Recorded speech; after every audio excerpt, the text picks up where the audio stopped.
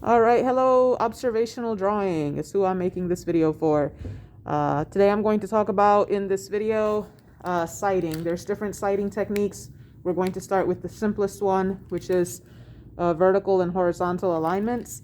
It's kind of similar to comparing the objects in your photographs from your grid drawing to the grid lines that you drew both on the photo and on your paper that you drew on. As we can see in real life, there is no grid, but we can use our pencil to basically replicate the effect of the grid. Before we get to sighting, though, we do need to get the still life or whatever we're drawing on our paper somewhat.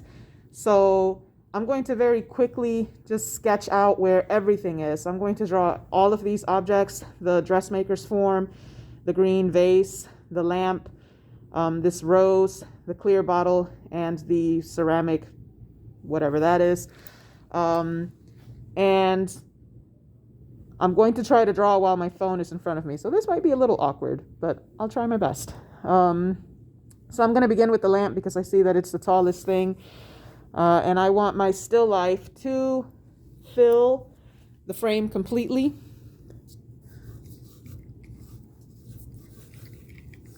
I'm sorry, by frame I mean paper. And I'm thinking of our volumetric drawing assignments that we just did as well. So I'm looking at the basic geometric forms, breaking that cylinder down. Breaking the vase down into cylinders, the dressmaker's form. Something like that.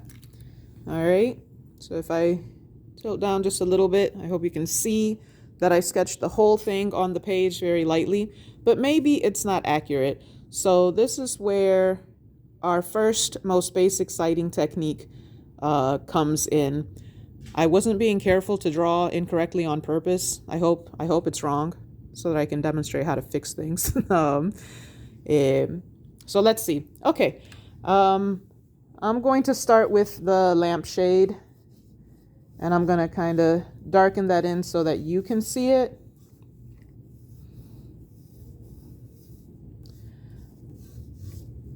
And I see that it's got that this kind of semi-hemisphere element there, and then the main shaft of the lamp. It's got these decorations on it. And this is where our vertical and horizontal alignment checks come in. This is by no means perfect, by the way. Side note, I'm looking at it on the phone like, oh, wow, okay, great. So that means I have a lot of things to fix. So if we look at the still life and look at the drawing, how these things are placed, I notice that in my drawing, where I've initially drawn the top of the green vase, it's lining up with the first kind of scroll decoration on this lamp. But when I look up at the still life, I see that that's not the case. I'm holding my pencil up in a horizontal line and lining it up to the very top of the ellipse of the opening of the green vase. And I see that it actually should align with the second kind of major scroll decoration on this lamp. So by doing that check with my pencil, I can fix my drawing. Now I can tell the way this is right now that the vase isn't going to fit on my paper because of the size that I've drawn at. Also, I'm assuming that I drew the lamp with the correct proportions, which I'm pretty sure is not the case because this lampshade looks too fat. It should be a bit thinner. But still, the general concept holds, that I can tell exactly where this green vase should be by holding my pencil out and doing a horizontal alignment checks. We can do this vertically as well. So how far do these objects overlap each other? If I hold my pencil up as a vertical line, just imagine it sticking perfectly perpendicular to the floor, and I move my pencil over to the left edge of the vase, I see that it overlaps a little bit with this larger scroll work on the lamp.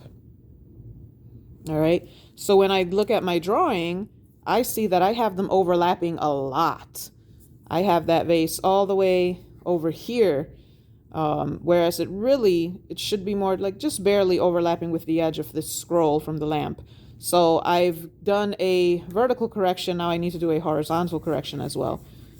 Notice I haven't erased. I've only redrawn.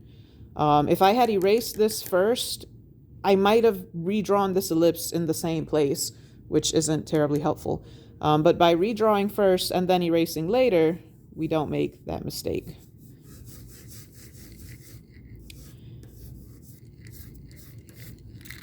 So as you're drawing, you do vertical and horizontal alignment checks, as well as use some other sighting techniques that I'll talk about later.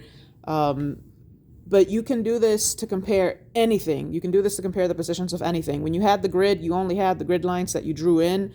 But by using your pencil as a sighting tool, you can compare the relative positions of anything.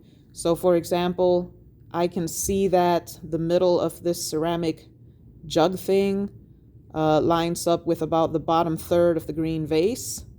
It's above the rose and the clear bottle. It lines up with the scroll work on the dressmaker, the miniature dressmaker's form. And so when I look back at my drawing, I can see, is that relationship represented accurately in the drawing? Same thing with vertical alignments. We talked about how the vase overlaps the lamp, but how does it overlap the dressmaker's form? If I move the pencil to the rightmost edge of the green vase, I see that it just barely is overlapping with the edge of the dressmaker's form. And I can do that with anything. How does for example, the center of this jug, if we're drawing, I'm sorry, I don't know what this thing is. I called it a jug, but it's not a jug. If we're drawing volumetrically, we probably have drawn a central axis in our drawing. And if we try to put our pencil right in the center of that axis, we see that it aligns vertically with the leftmost edge of the lamp shade. So again, if I look at my drawing right now, here's the leftmost edge of the lamp shade, and I come down and I can see that I have drawn that ceramic object too far to the right. I need to move it over because its central axis is over here, not over here where I've initially drawn it. All right. As we're drawing, you do this arbitrarily. It depends on what you're drawing. It depends on what angle you have. The important thing is just to remember to keep your pencil perfectly straight. If you're doing a vertical alignment check, keep it perfectly horizontal. If you're doing a horizontal alignment check, and make sure that you don't tilt your pencil inwards or backwards. Imagine that there's a pane of glass between you and the still life, and you're putting your pencil up to that pane of glass. Another key thing to remember is that you should do this with your elbow fully extended for reasons we'll talk about in the next sighting video, but just get into the habit of whenever you're using your pencil as a sighting tool, always lock your elbow when you hold your pencil out. All right, I hope that helps. That's it for this video. See you later.